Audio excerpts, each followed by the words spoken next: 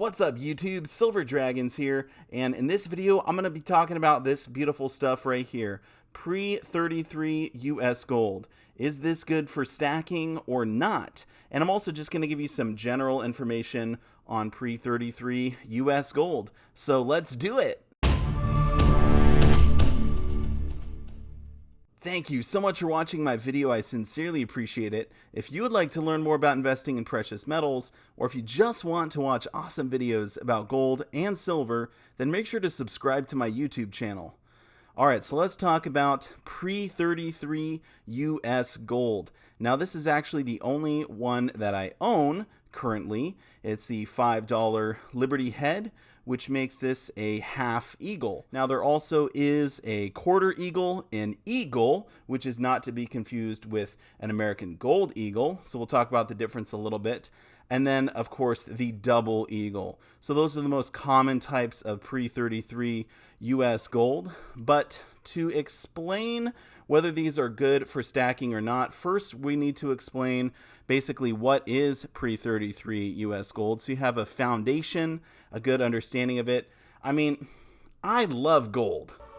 I love gold! Obviously gold is great for stacking, but what about this stuff in particular? Okay, so let's talk about why we even call it pre-33 gold. So to do that, we need to go all the way back to, you guessed it, 1933.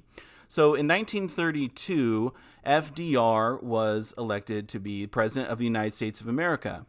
And in 33, he actually took office. And then in April, for his first 100 days, he made an incredible amount of changes to try and bring us out of the Great Depression. And one of those changes was essentially making it illegal to own gold.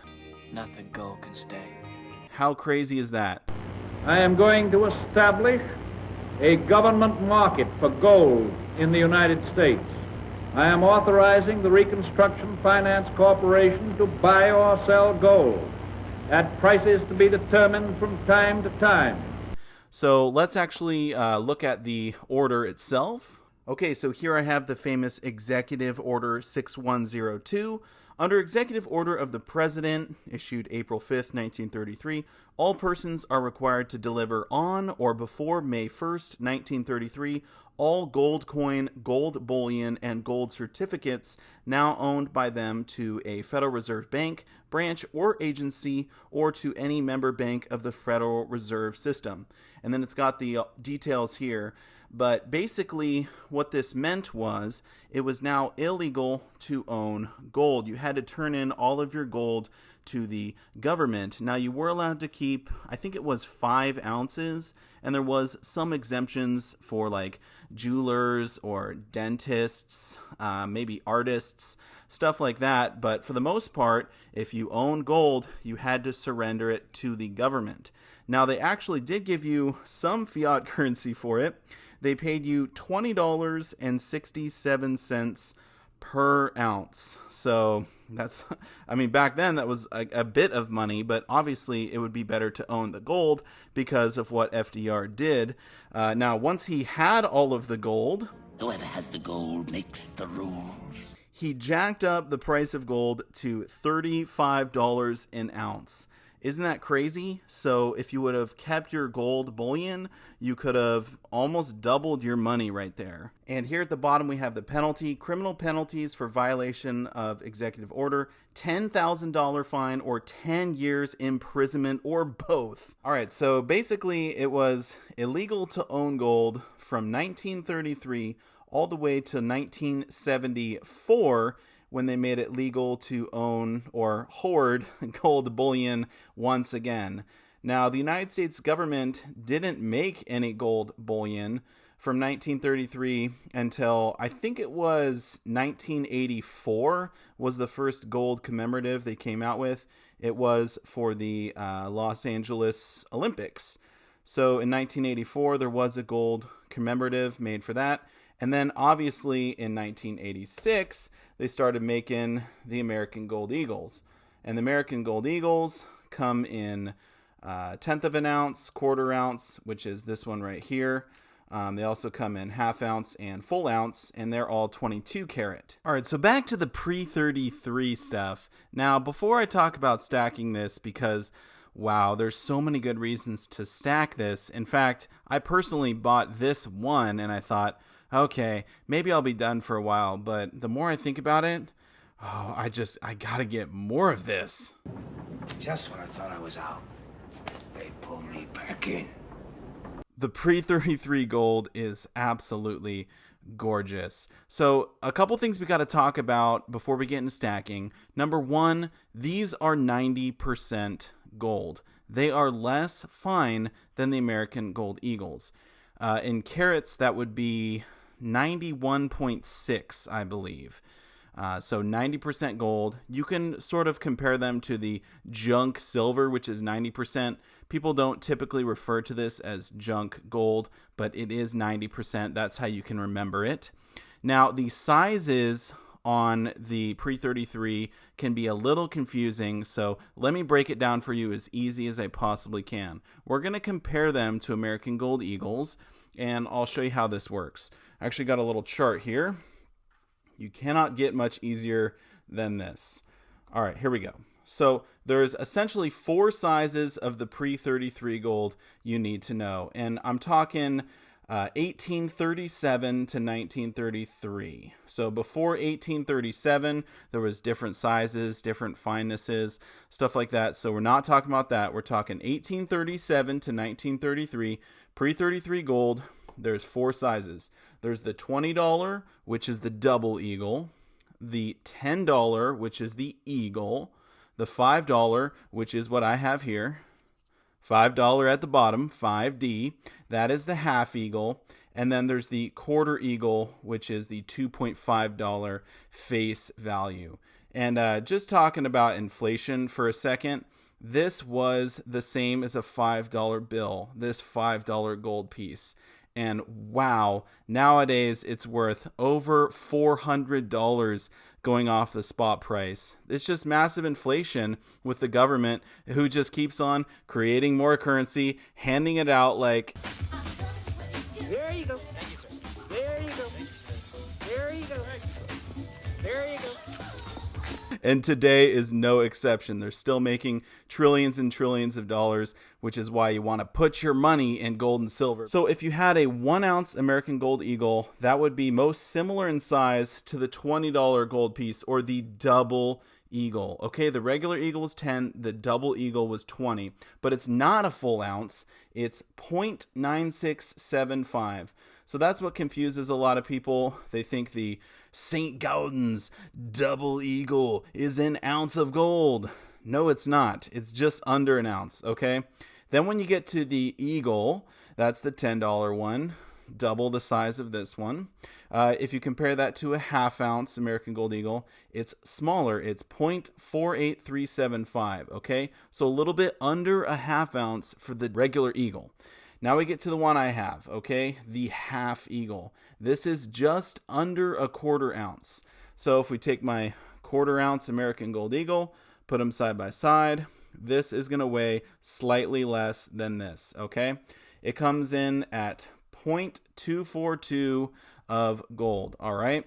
So obviously this weighs more than 0.242 troy ounces because it's 90%, but if you take the total weight times that by 0.9, you get 0.242 of gold, okay? And that is assuming that there's not a ton of wear on it. And then there is no 1/8 of an ounce American Gold Eagle, so there's nothing to compare it to, but the quarter eagle, the $2.50 face value one, is 0.121 of gold. And I will mention too, while we're talking about sizes, this is the Liberty Head design. This design in the half and the quarter eagle is very popular, but I think what's more popular and probably a favorite among stackers is the Indian head design. I'll just pull it up for you. It looks like that. All right, so that is the Indian in the half eagle right there. Super, super popular. Okay, so anyway, that is the sizes and weights on the pre-33. Now let's talk about stacking these beauties. I've covered pretty much everything that has to do with them. Obviously, you can get into slabs, numismatics, stuff like that, but I wanted to focus mostly on stacking. So I would say negatives for stacking pre-33 gold. Right off the bat, they're going to have some wear, okay? They're not all going to be brilliant uncirculated condition, because remember, this was coinage that we did use. This may have been jingling around in someone's pocket 140 years ago. Okay, so not all of them are going to be in perfect condition. So there might be slightly less gold in these coins the more worn they are. So that's something to consider. The other thing is, some people don't like 90%. Now, I don't really know why. Perhaps because the carat 21.6 is sort of a weird carat. You got to do a little bit of math sometimes to figure out price and stuff like that. But some people don't like the 90%. They want the 22 carat. All right. Or maybe they want the 24 carat, the gold buffaloes, which are pure gold that the U.S. Mint makes. So maybe some people just want their gold to be a little bit pure. I don't know. To me, it doesn't bother me at all that this is 90%, but that would be, I suppose, a con for buying the pre-33. Now, what are the pros? The biggest pro, I would say, is that if you're buying common date pre-33 gold coins, they're going to be very reasonably priced for the most part. If you're in a shop that sells numismatics, maybe they'll be trying to charge you a little bit more because of the specific dates. But typically speaking, if you go to a coin show or just a bullion dealer and they have pre-33 gold, a lot of times it's priced right around spot. I've actually found it for a little bit under spot in the past. Now, currently, as I'm filming this video in April of 2020, there is high premiums on pretty much all bullion items, so I think you'd be hard-pressed to find these at spot right now, but just a month or two ago, you could have gotten pre-33 gold at spot. So I think it's very possible that'll be the case again in the future. So I would say if you're comparing this side by side to an American Gold Eagle, likely the pre-33 is going to be cheaper as far as premiums go. That has been what I've seen. That has been my experience. So I think that is probably the biggest reason that you should stack pre-33 gold, because if you keep your premiums low, if you can spend less on your bullion, well, then you're stacking better, in my opinion. Obviously, you got to think about resellability, but usually that is not a problem at all. And then the other reason I think you should stack this is because it is history. Look at this beautiful 140-year-old gold coin. So cool, right? And just to think about who actually had this in their pocket at one point. That is awesome. If that's not a reason to stack them, well, I don't know what is. Now, if there's anything at all that I forgot to mention about pre-33 gold, please feel free to leave a comment down below. I'd love to talk with you in the comments section.